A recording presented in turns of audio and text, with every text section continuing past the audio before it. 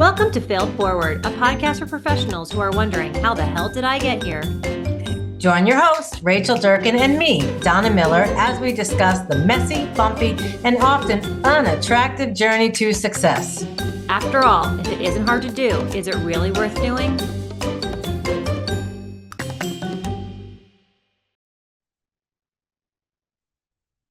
Hello, everyone, and welcome to Failed Forward, the podcast for those of us wondering, how the hell did I get here?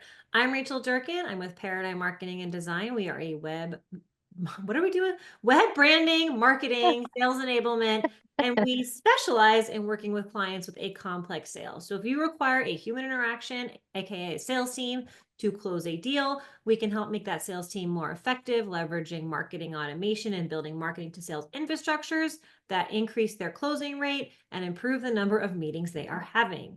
And I am joined by my lovely co-host, Donna Miller. Hello, everyone. So I am Donna Miller, Chief Visionary Officer and founder at C3 Workplace and Donna Miller Business Growth Consulting. We are entering our fourth decade of helping companies to accelerate their growth by providing consulting and support services around finance, operations, and biz dev. And typically our clients are bringing us in because they know we're going to build systems that are simple, efficient, connected, and executable, whether they want to execute on it or they need our help executing. The goal is to help them build companies that run and grow without them involved in every little detail, aka a little bit of scaling. So, that's what we do on a good day, right? Which ties in perfectly to our topic today. Today, we are going to talk about micromanaging and the journey of going from a doer to a leader, which took me way longer than it should have. I feel like, it took me years to figure that out. And Donna, I know you were pretty awful at it. Oh my goodness. Yes, people who've heard me speak, I will often say that I am a recovered micromanager. And that back in the day, there was no situation I couldn't make worse. And I think this is probably common for a lot of people like me who leave their stable job. In my case, I wrote a business plan. I had to raise money. This wasn't a shoestring operation because I had an office facility. So I had to raise money, signed my name on the dotted line, and I was going to pay that money back whether this worked or not. And then, I opened my business and I sat at the front desk and I did freaking everything, despite the fact that I had a partner. And I started out with a partner and one employee, and we quickly grew. And I look back and this is, now 30 years ago, but my micromanagement made everyone else in the room feel like they didn't know what the hell they were doing. Instead or whatever they did, it wasn't going to be right. Exactly. Nothing was ever good enough. No one could do it as quick as me, as smart as me, as efficient as me, and maybe that's all true, but you can't grow a business based on that rationale. And where it really showed up for me was in my unbelievable churn rate. I had people coming and going. I think that when I hired people, I had no hiring process. So, that's probably a conversation for another time. I had no process. I had no values. I had no anchor. I didn't know what the hell I was doing, really. I knew how to do the services. And I think this is also probably common for lots of us is, okay, I'm really good at this, but I know nothing about actually running a business or being a leader or growing a team. Well, there's also a control factor, right? Because I can finish this project. I can make this one particular thing happen, but that bigger picture stuff is hard and scary. So I'm gonna need to focus on the stuff I can do. Absolutely. Right? Absolutely. Yeah. And so for me, I sat at the front desk, I did everything. No one could do anything as good as I could. I had this hiring crisis. In fact, there was a pool in my office of how long people would last. And my personal best is someone who came at 9 and never came back from lunch at 12. Oh my God. But can I just say, she showed up like 6 months later for that 3-hour paycheck, which I just went into my purse and gave her like $100. I'm like, here you go, goodbye. But I think the thing is also, I think where this really gets sticky is, and it's so funny because, I sit here a very different person from that micromanager. And for me, you talk about how do you go from doing to leading. I was kind of trying to do both, and I frankly wasn't doing either well.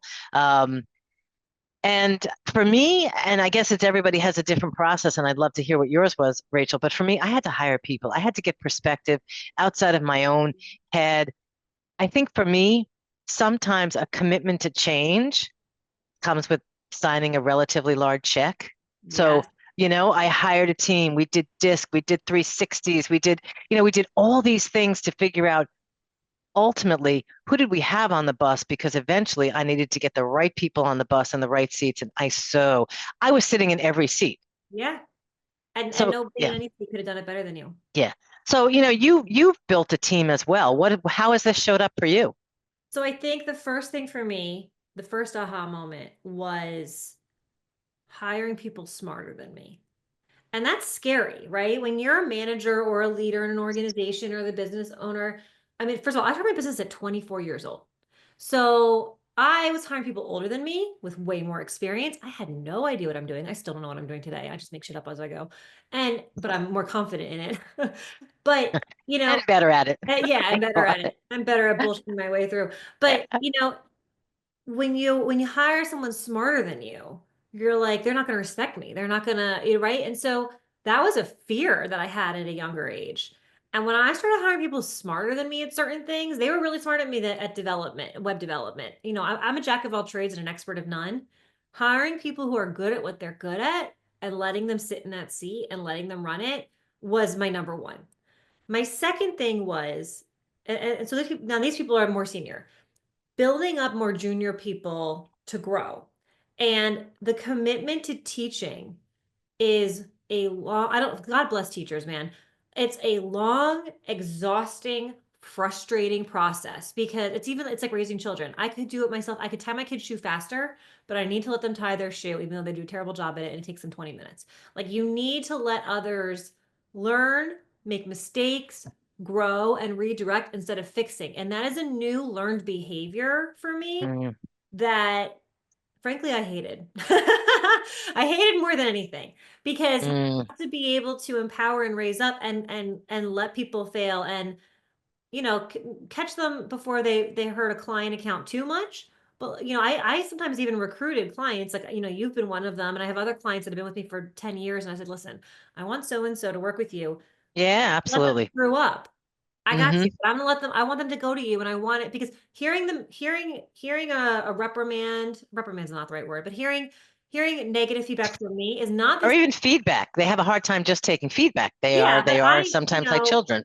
exactly. I have a relationship with them, so so it's easier to hear it from me because I talk to them every day. It's harder to hear it from a client, right? So I think the two things were hire people smarter than you, and when you are teaching others who are more junior, you've got to have the patience to let them learn and screw up because they will never be able to do it as good as you until they screw up a few times. There's no way Right, around it. There's no way. right, right. And this is something that a client observed of me, and I was like wounded to hear this, but it's true, and I'm going to share it because we are on the Failed Forward Yeah. podcast.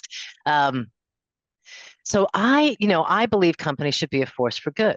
Hmm. I try and live that out loud. And along those lines, I came to realize through some outside perspective that I was hiring broken birds because I thought I could fix them. Mm-mm. Nope. No broken bird.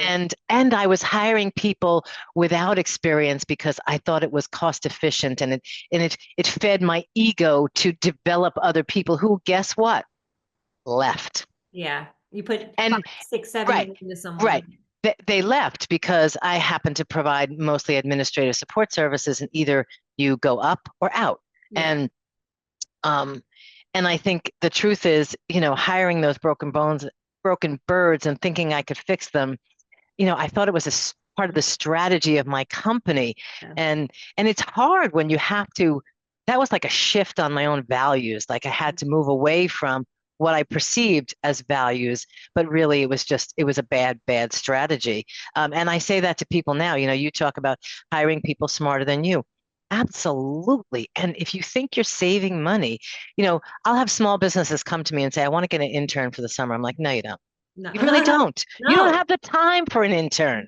And all You're gonna you have do to, is teach them yeah, how to do things and then exactly, exactly. Mhm. So, what I shifted to, and it took me a long time, was I got to the point where I now, and I encourage my managers now, because now I'm kind of above it, and I have managers who are running this and helping them, as you said, to step away from the doing to the leading. And sometimes in small companies, you have to do both at the same time, That's which makes hard. it, right, makes it It's a even behavior harder. change. It I'm at is. a point now where when one of my team members is out and I'm stepping in for her, and I'm like, I don't remember how to do any of this. Right, And right, so when right, you tend to, it actually helps that I don't know remember how to do something because I can't do it. So I have to right, give feedback. And right. and when you're in it and you know how to do it, it's easier to just do it yourself. And so I Right. almost think that that crutch of jumping over helps. Yeah. So how did you, like with your team, I did some specific um things, made space and time. How did you help your team go from the doing to the leading? Because that really is hard. It's like it's almost like a completely different identity. It Because, really and is. we've talked about this before. Many of us, and I used to do this, I don't do it as much as anymore, but many of us judge ourselves by our output. And leading leadership has a There's whole different there's no output. vibe. There's Right, no output. right. I remember when I was years ago when I was on the journey, I would feel like I went through a whole day. I'd be exhausted emotionally because I would just be supporting, encouraging, and it's like turning a tanker with like a tiny oar. Like it takes forever, and you can't monitor the success. To me, it's challenging, and I have I have a couple leaders that I'm trying to get them to move from the doer to the leader role. And to be fair, they have more junior people under them, so it's challenging, right? But I would say that I have like it's usually a 2-year process in my experience, at least, to have that mindset transition. That doesn't mean they're not doing a decent job, but it's that mindset shift of leaving it alone, teaching, empowering. And it's also what I've run into the most, and I've done the same, is protecting the people who are screwing up. Oh, it's my fault they screwed up. I didn't educate them well enough. Oh, it's my fault that this didn't work. I didn't give them enough feedback. And look at self-reflection to be a good manager, definitely important. But at some point, you've got to stop protecting against accountability. And so I have a new rule where if somebody is not thriving under a manager, you give them a second manager. And if they can't thrive under that one either, maybe I'll do a third if I really think there's something in them. But other than that, it's not the manager anymore, right?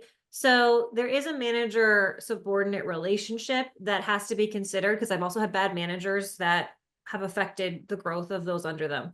But you've got to understand that there's accountability on both sides, and it's really important to hold team members to accountability to grow.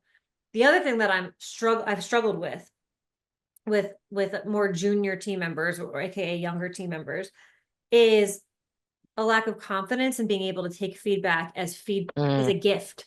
And having a culture in your organization where feedback is a gift, I think is so important. So stories like Radical Candor, you can like that's like a TED Talk and a book. Being able to give very candid feedback and accepting it as a gift is so important to the culture, as opposed to, so I feel like culture goes into it. I feel like 100%. it's all tied together and it's like this big ecosystem.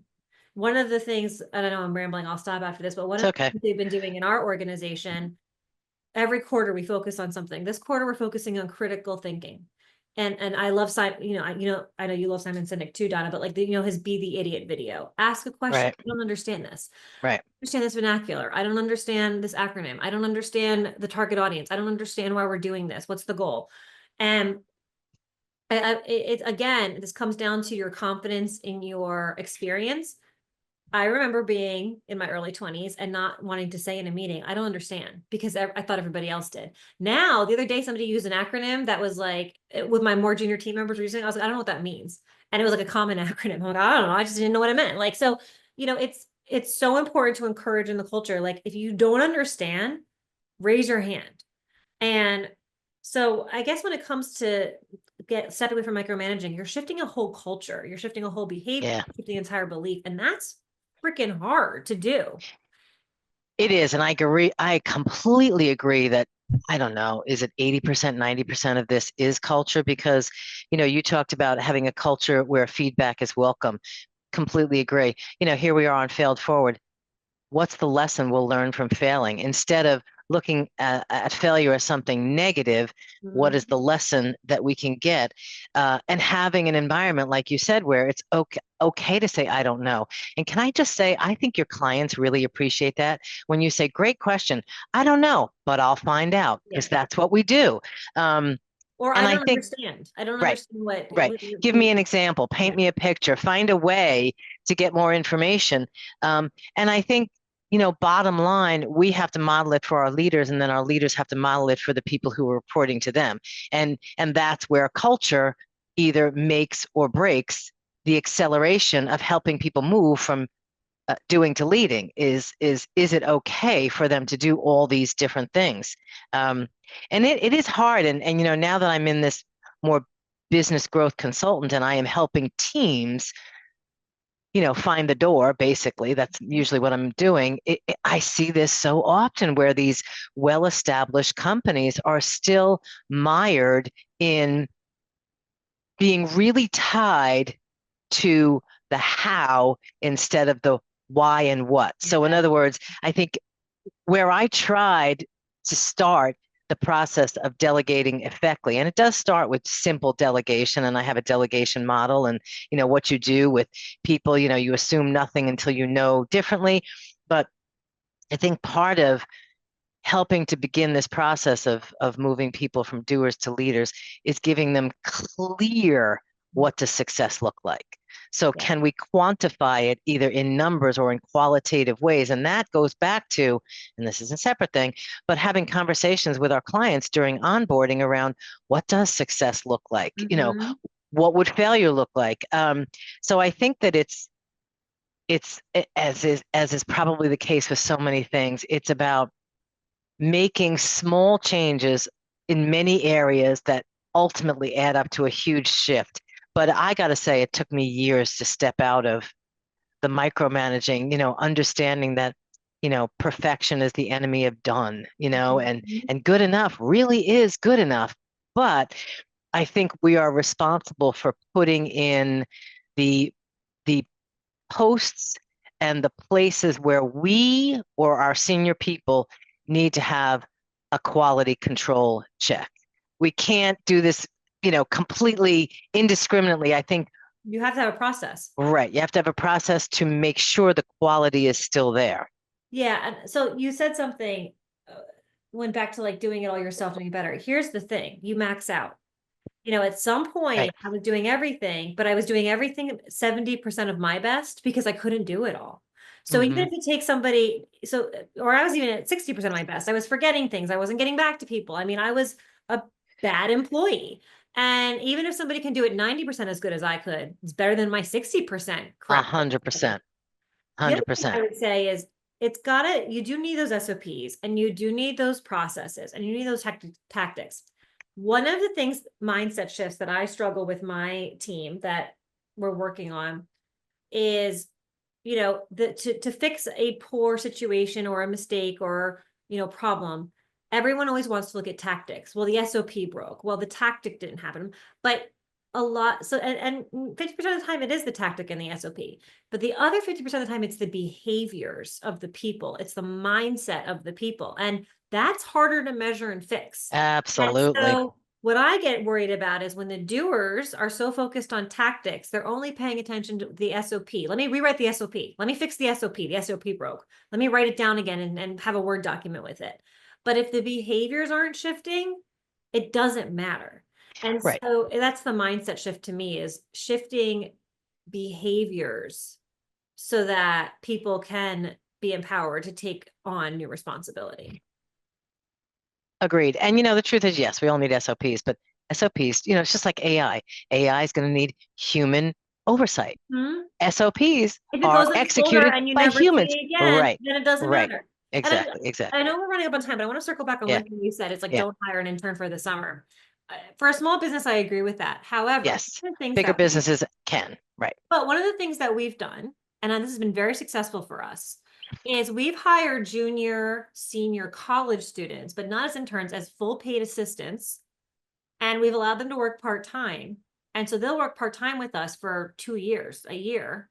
And we'll be really flexible schedule with them, so like an internish schedule.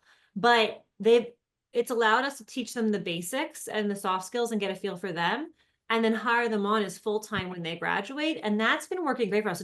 They get paid as if we get flexible support as an intern when you've given us. It's long term. We feel each other out. They get paid and experience. And so that's, there's other ways to approach interns that can be really good for your long-term business. So I totally agree. And I've gotten a couple of really good hires that way. I guess the thing I feel about interns is, small companies think, oh, it's free help. So not free help. Anyway, so I love your strategy.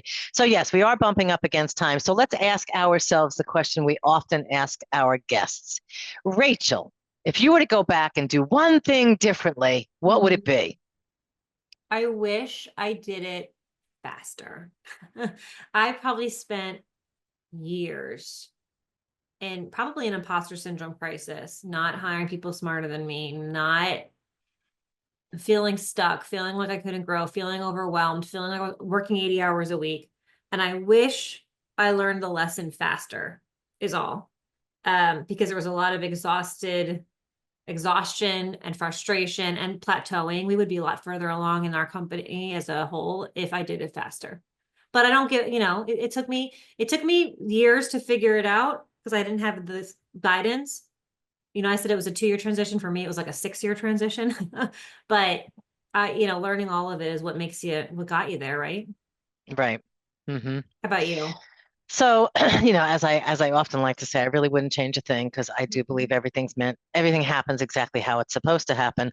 But as I look back now as a recovered micromanager, I wish I had learned to shift from the how to the why and the what. So instead of telling someone what I wanted them to do, I would tell them, I now understand capabilities. I don't understand how to get a lot of stuff done anymore. But if I understand capabilities, I know somebody else can get it done. So I'm more, here's what success looks like, and go to it. You do it your way, so I would focus more on the goals and the KPIs and what success looks like, and let the people figure it out. And just, when you're doing that, you just build in a little extra time so you can check it. You have to build in the time. Right. That's huge. Right. You have to build in the time to check it. But it's kind of a fun story. And oh my gosh, did I have a lot of people who worked for me. Who were like, get out of here. So one thing that I'm going to leave you with 2 parting thoughts. One is, I want to just reiterate the building in the time thing. I can turn something around in 6 hours. When you're training, it's 6 days. And you've got to plan for it, because someday it will be 0 days for you if you invest the time. But when I had my first child 10 years ago, I read an article about how it was really important that if I wanted my husband to get the baby dressed and he was going to put on the dumbest outfit, just let him dress the baby. Okay. And don't say anything. And I took that to heart, because otherwise, like, well, I'm not going to do it the way you want to do it, so you do it. And I didn't want to be like that. I wanted him to do all of that crap. And I took that to heart. And I try to apply the same thing to the business. If they follow the SOPs, maybe they'll find a better way. Maybe they'll find a better outfit. Not that my husband ever did, but maybe they'll find a better outfit, than I would have picked out. So, and usually your team will. So, I apply that. I know. I think we have to embrace my way is not necessarily the best way. Yeah. That's the thing I really had to let go of. Exactly, for me, but not for anybody else. So exactly. All right. So we went a little long on this one, but it's a great topic. So we thank you for joining us. And until next episode, we hope that you will embrace failure, because it really is the way forward. Take the lesson, look at it as the blessing that it really is. Thank you, everyone. See you next time.